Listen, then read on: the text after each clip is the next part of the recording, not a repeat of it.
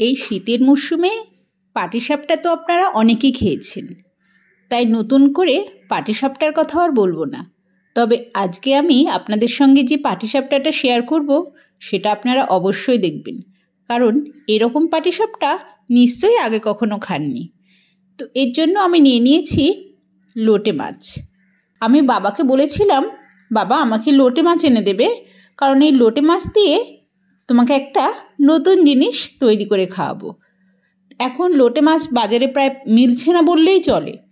তো আমার বাবা, মানে সত্যি সবার বাবাই, মেয়েরা ছেলে মেয়ে কিছু বললে, আবদার করলে যেখান থেকে পারুক না কেন সেটা তারা মানে হার্ড অ্যান্ড ফাস্ট চেষ্টা করে তাদের সেই চাহিদাটা পূরণ করার জন্য। আমার বাবাও ব্যতিক্রম না। তো বাবা আমাকে এই 1.5 কেজি, মানে দেখুন বেশ ভালো, বেশ বড় সাইজের লোটে মাছ এনে দিয়েছিল, আর বেশ টাটকা ছিল লোটে মাছগুলো। 1.5 কেজি লোটে মাছ, এইগুলোকে আমি এখন ভালো করে ধুয়ে নেব। ধুয়ে নুন হলুদ মাখিয়ে আমি রেখে দেব। কিছুক্ষণ রাখতে হবে, কারণ এই লোটে মাছ থেকে অনেকটাই জল বের হবে। তো আমি লোটে মাছগুলো এখন ধুয়ে নিই, ধুয়ে নুন হলুদ মাখিয়ে খানিকক্ষণ রাখি। আর তারপরে বলছি পরপর আমি কি করব। লোটে মাছের ঝুড়ি তো করবই, কিন্তু তার সঙ্গে একটা নতুন জিনিসও করব। নিশ্চয়ই এতক্ষণে বুঝতে পেরে গেছেন, আমি করব লোটে মাছের পাটিসাপটা। কি আগে কখনো খেয়েছেন? তো চলুন দেখে নেওয়া যাক রেসিপিটা। অবশ্যই একবার তৈরি করে খাবেন, আর তারপর আমায় বলবেন নতুন জিনিসটা কেমন শেখালাম। লোটে মাছটায় নুন হলুদ মাখিয়ে 10 থেকে 15 মিনিট রেখে দেব, তাতে অনেকটাই জল বেরোবে। এবার লোটে মাছগুলো তুলে একটা পাত্রে নিয়ে নেব। এবার 1 আঁটি পরিমাণ ধনেপাতা আর 4টে কাঁচা লঙ্কা কুচি করে নেব, এবং এটাও মিক্সিতে পেস্ট করে নেব, কারণ এটা আমাদের ব্যাটারে লাগবে। এবার এই পাটিসাপটার ব্যাটার তৈরি করতে যে কোনো একটা পরিমাপ আপনারা ঠিক করবেন, বাটি কিংবা কাপ। আমি এই বাটি নিয়েছি, সেই বাটির 1 বাটি পরিমাণ আতপ চালের গুঁড়ি নিয়েছি, আর তার হাফ, আমি একটু হাফের থেকে একটু বেশি নিয়েছি, তার হাফ পরিমাণ নিয়েছি ময়দা, এবং তারও হাফ পরিমাণ নেব সুজি। মানে আপনি যদি 200 গ্রাম কিংবা ধরুন 500 গ্রাম যদি আপনি চালের গুঁড়ি নেন, তাহলে 500 গ্রামের হাফ 250 গ্রাম নেবেন ময়দা, আর তারও হাফ 125 গ্রাম নেবেন সুজি। আর যেহেতু এইটা আমি মিষ্টি কিছু করব না, তার জন্য এতে শুধুমাত্র দিচ্ছি লবণ, আর দেব ধনেপাতা আর কাঁচা লঙ্কার যে পেস্টটা করে রেখেছিলাম সেই পেস্ট। এবার ঠান্ডা জল দেব। ঠান্ডা জল দিয়ে এই ব্যাটারটা আমরা তৈরি করব, যে কনসিস্টেন্সিতে মানে আমরা পাটিসাপটার ব্যাটার তৈরি করি সেই কনসিস্টেন্সি আমরা মেনটেন করব।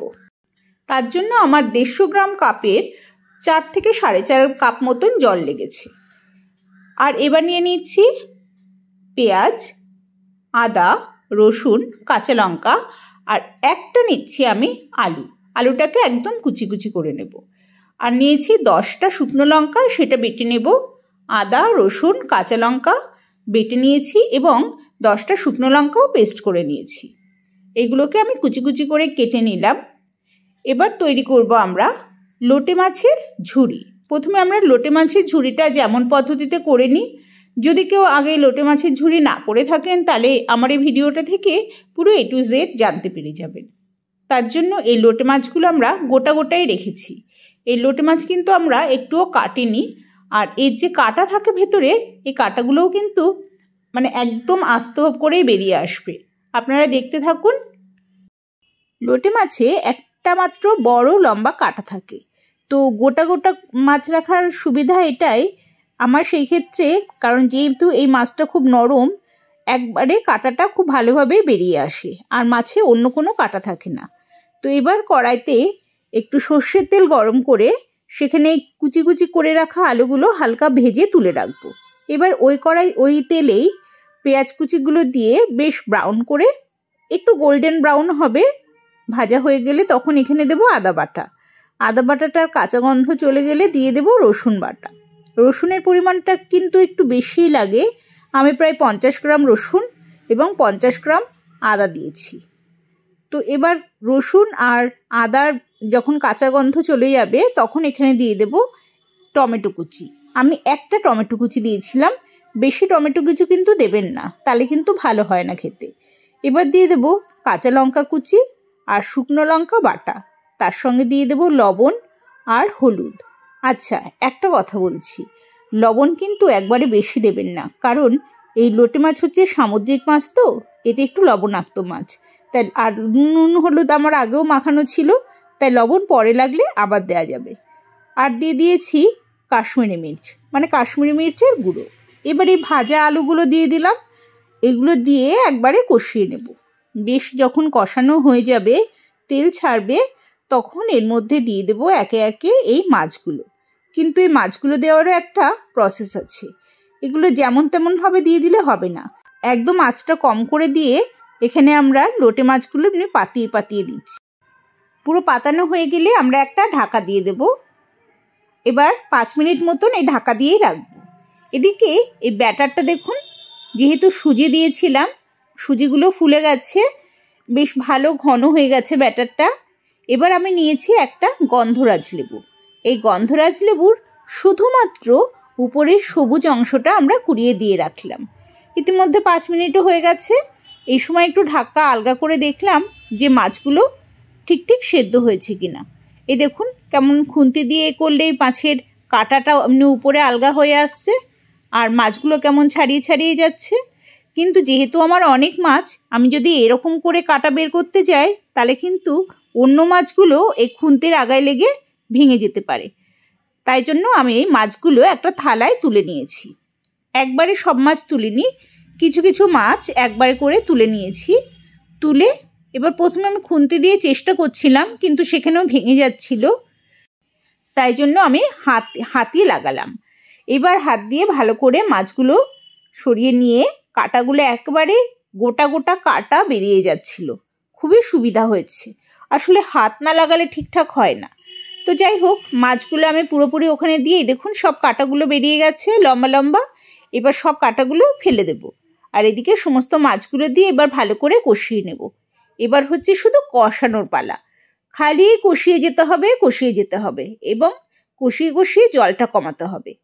তো এখানে আমি এখন দিয়ে দিচ্ছি ধনেপাতা কুচি দিয়ে আবার আমি কষাবো এবং কষিয়ে দেখুন তেল বেরিয়ে গেছে, কিন্তু এখানেও হবে না, পুরো জলীয় ভাবটা পুরোপুরি যেন চলে যায় সেই রকম পর্যন্ত আমাদের কষাতে হবে। আর নুনটাও একটু এখন একবার চেক করে নেবেন, যদি দরকার থাকে এখন এই পর্যায়ে দিতে পারেন, কিন্তু আমাদের কষানোটা আরও হবে, তাই এই পর্যায়ে দিলে অসুবিধা হবে না। আর আমি আজকে যেহেতু পাটিসাপটা করব, একদম পুরো ঝুরিয়ে আমি করিনি, এইরকম মাখা মাখা অবস্থায় আমি নামিয়ে নিয়েছি, যাতে নারকেলের ছেই যেমন বানায় সেরকম হয়। আর এদিকে দেখুন এটাও আমাদের পুরোপুরি রেডি হয়ে গেছে, আর খুব সুন্দর একটা গন্ধ বেরিয়েছে এই গন্ধরাজ লেবুর যে জেসটা আছে সেটা দেওয়ার জন্য। দারুণ সুন্দর একটা গন্ধ বেরিয়েছে, আর রংটাও একটু হালকা হালকা সবুজ এসছে, পুরোপুরি সাদা নেই। এবার আমরা এই মাছটা থেকে নিয়ে, যেমন আমরা নারকেলের মানে পাটিসাপটায় দেওয়ার মধ্যে মানে পুরগুলো রেডি করি, সেরকমভাবে করে রেখেছি।